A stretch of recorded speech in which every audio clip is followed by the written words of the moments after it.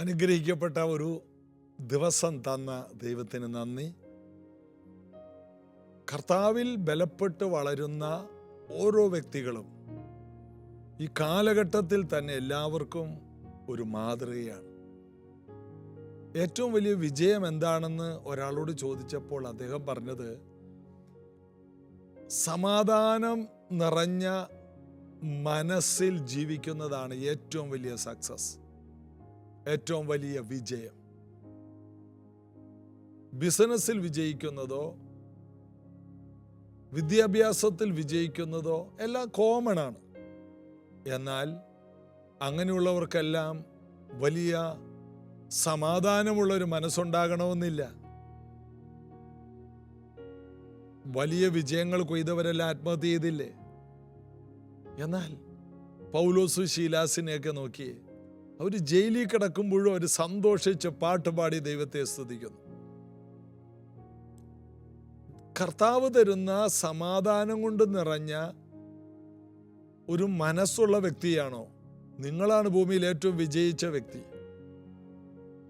താഴ്ചയിലിരിക്കാനും നിങ്ങൾക്കറിയാൻ പറ്റും, ഉയർച്ചയിലിരിക്കാനും നിങ്ങൾക്കറിയാൻ പറ്റും. ഫിലിപ്പി ലേഖനം 4:11 മുതൽ 13 വരെ വായിക്കുമ്പോൾ, കാരണം എന്നെ ശക്തനാക്കുന്നവൻ മുഖാന്തരം ഞാൻ സകലത്തിലും മതിയാകും. എനിക്ക് ഏറ്റവും താഴ്ചയിലിരിക്കാൻ അറിയാം, എൻ്റെ സമാധാനം പോകില്ല. എനിക്ക് ഏറ്റവും ഉയർച്ചയിലുമുണ്ട്, അവിടെ എനിക്ക് സമാധാനത്തിന് വ്യത്യാസങ്ങളില്ല. താഴ്ചയിലും ഉയർച്ചയിലും ഇല്ലായ്മയിലും ഉള്ളപ്പോഴും എല്ലാറ്റിലും എൻ്റെ സമാധാനം എനിക്ക് നിറഞ്ഞത് തന്നെയാണ്. ഞാൻ സമാധാനത്തോടെ കിടന്നുറങ്ങും, നീയല്ലോ കർത്താവേ എന്നെ നിർഭയം വസിക്കുമാറാക്കുന്നത് എന്ന് ദാവീദും പറയുന്നു. അപ്പോൾ ഏറ്റവും വലിയ അനുഗ്രഹം, ഏറ്റവും വലിയ വിജയമെന്ന് പറയുന്നത് സകല ബുദ്ധിയും കവിയുന്ന ദൈവസമാധാനമാണ്. ഫിലിപ്പി ലേഖനം 4:6 പറയുന്നു, ദൈവം തരുന്നത് സമാധാനമാണ്. യേശു പറഞ്ഞു, നിങ്ങളൊരു വീട്ടിൽ ചെന്നാൽ ആ വീടിന് സമാധാനം കൊടുക്കുക. സമാധാനം ഉണ്ടെങ്കിൽ അവരെല്ലാ പ്രശ്നത്തിൽ നിന്നും പുറത്തു വരും. അവർക്ക് ഉറക്കം ഉണ്ടാവും, നഷ്ടപ്പെട്ടതൊക്കെ തിരിച്ചു പിടിക്കാൻ അവർക്ക് കഴിയും, വലിയ കോൺഫിഡൻസ് ഉണ്ടാകും.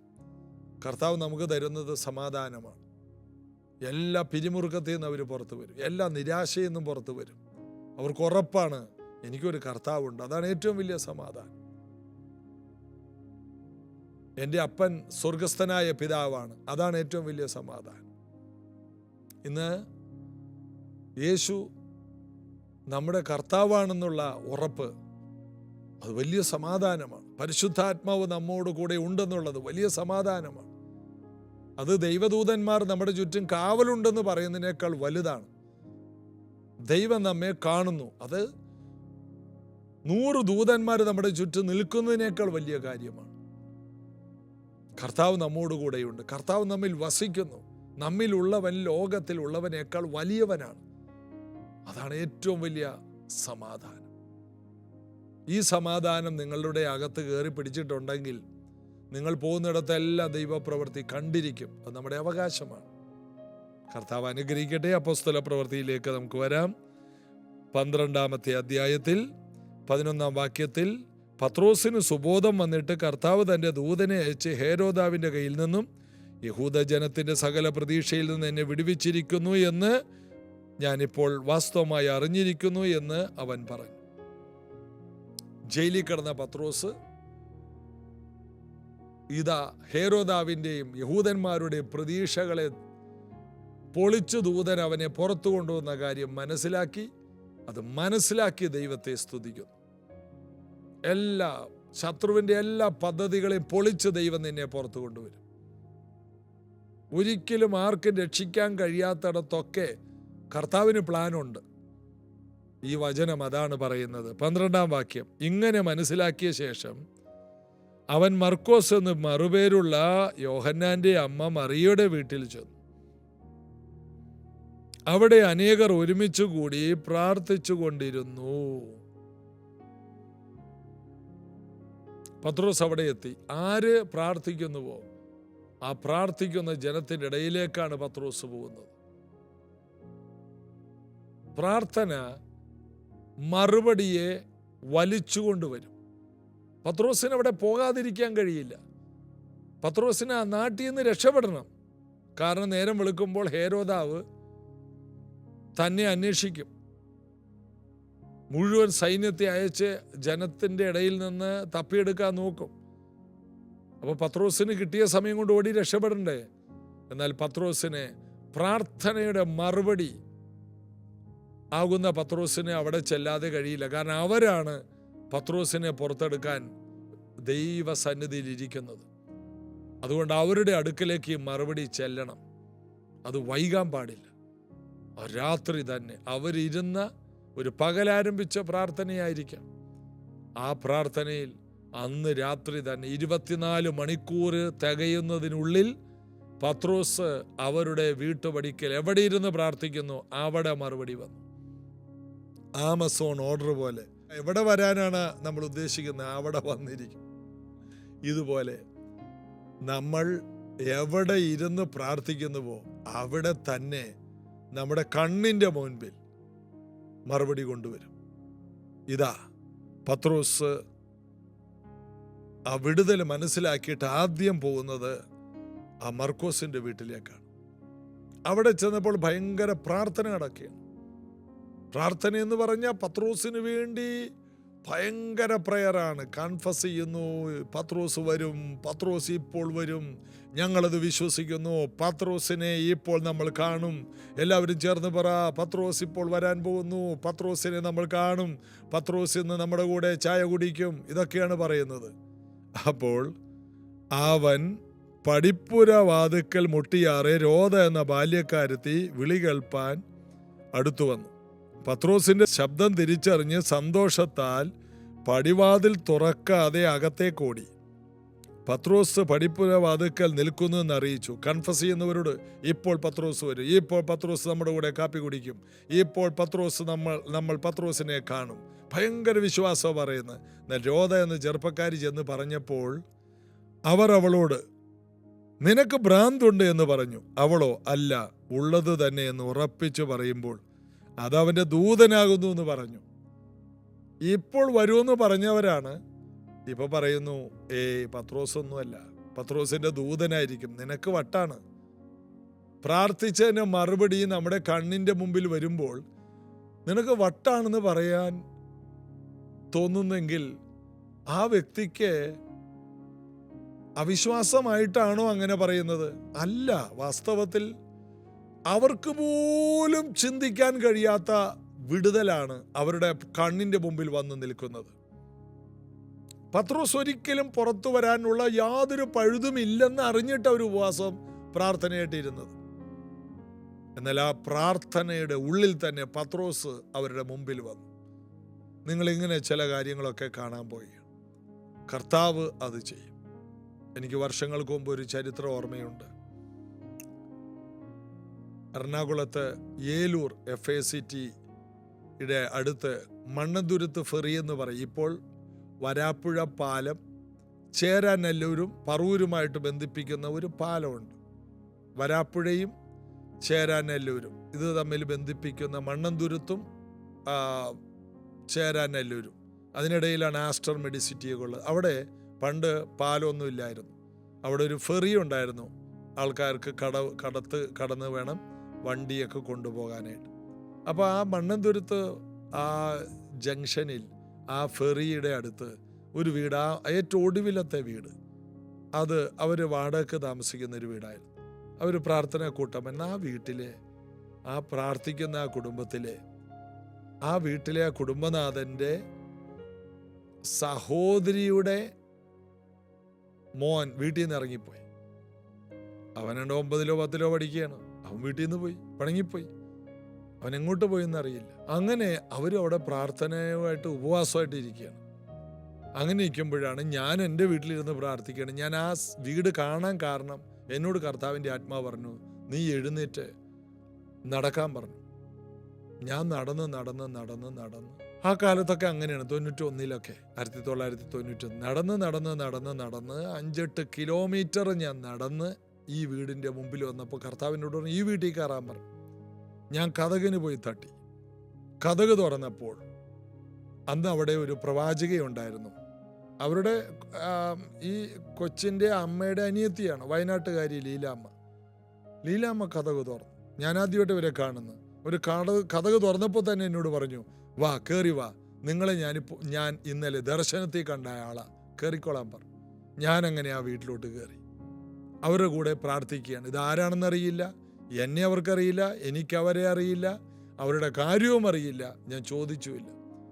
അവരുടെ കൂടെ ഇരുന്ന് കരയുകയും പ്രാർത്ഥിക്കുകയും, കർത്താവേ ഇവരെ സഹായിക്കണമേ. ഞാൻ കുറച്ച് വചനമൊക്കെ പറഞ്ഞു, അവരുടെ വിഷമം പറഞ്ഞു. അങ്ങനെ കൈകോർത്ത് പ്രാർത്ഥിക്കുമ്പോൾ അന്ന് ഫോണൊന്നുമില്ല. തൊട്ടപ്പുറത്തെ വീട്ടിൽ ഫോൺ കോൾ ഉണ്ടായി. നിങ്ങൾ ഈ ഫോണ് അപ്പുറത്തെ വീട്ടിലാണ്, അന്ന് ഒരു ലാൻഡ് ഫോണേ ഉള്ളു അപ്പുറത്തെ വീട്ടുകാർക്ക്. അവർ വിളിച്ചിട്ട് ചെന്നിട്ട് പറഞ്ഞു, നിങ്ങളുടെ മോനെ കിട്ടിയിരിക്കുന്നു, എറണാകുളത്തുണ്ടെന്ന് പറഞ്ഞു. എന്താ സംഭവിച്ചത്? എറണാകുളത്തൊരു ഹോട്ടലിൽ ഇവൻ 2 ദിവസമായിട്ട് ജോലിക്ക് നിൽക്കുകയാണ്. അപ്പം ആ ജോലിക്ക് നിൽക്കുമ്പോൾ അവൻ അന്ന് 2ാമത്തെ ദിവസം അവിടുന്ന് കിട്ടുന്ന 2 ദിവസത്തെ പൈസ കൊണ്ട് അവൻ മദ്രാസിന് ട്രെയിൻ കയറാൻ കാശുണ്ടാക്കാൻ നിൽക്കുകയാണ്. പൈസ കിട്ടിയിട്ട് വേണം അവന് കയറിപ്പോകാൻ.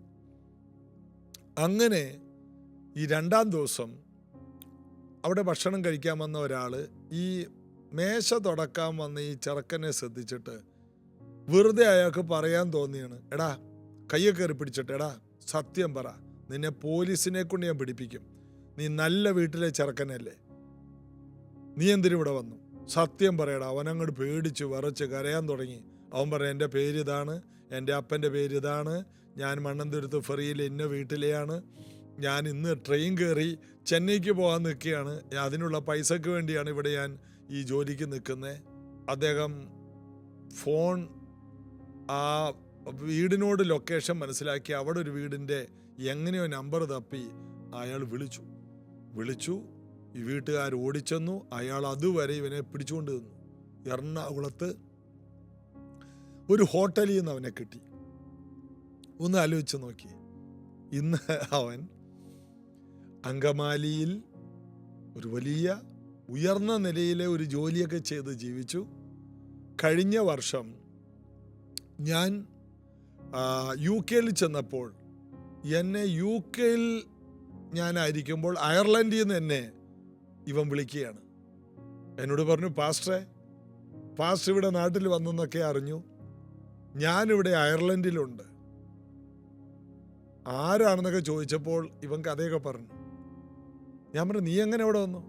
എൻ്റെ മോൻ ഇപ്പം ഇവിടെയാണ്, അവൻ്റെ കൂടെയാണ് ഞങ്ങൾ കുടുംബമായിട്ട്. കാലങ്ങൾ മാറി, അവൻ കല്യാണം കഴിച്ചു, അവൻ്റെ മോൻ അയർലൻഡിലെത്തി. 91 കഥകളാണ്. അന്ന് സ്കൂളിൽ പഠിക്കുന്ന കൊച്ചനാ. കാലങ്ങൾ ഒരു വ്യക്തിയെ മാറ്റിമറിച്ചത്.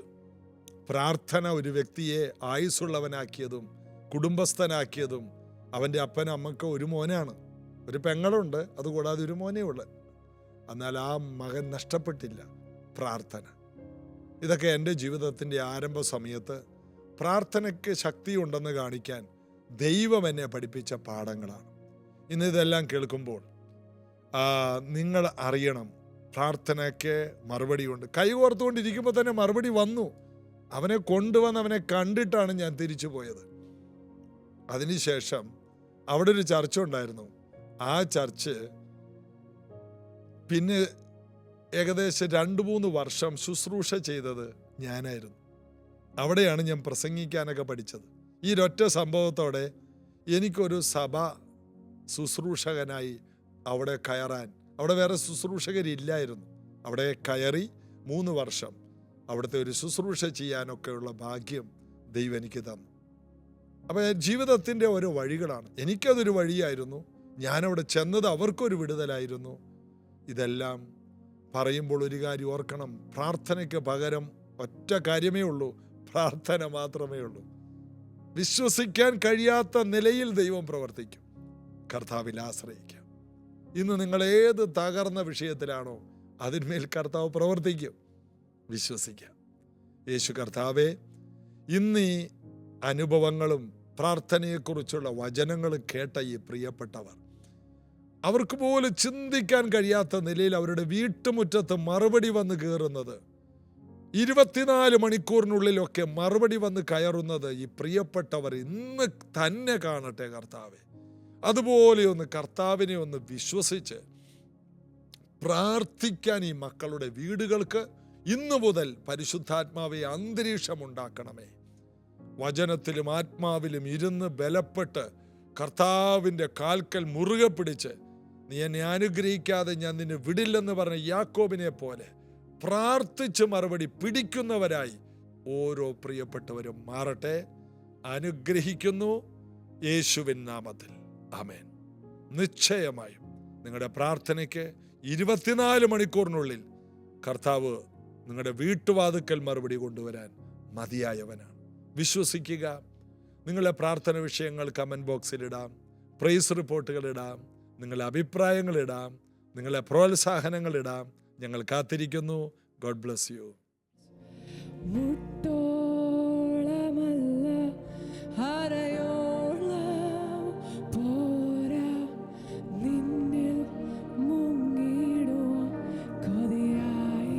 കൊതിയുള്ളവർ ചേർന്ന് പാടിയട്ടെ.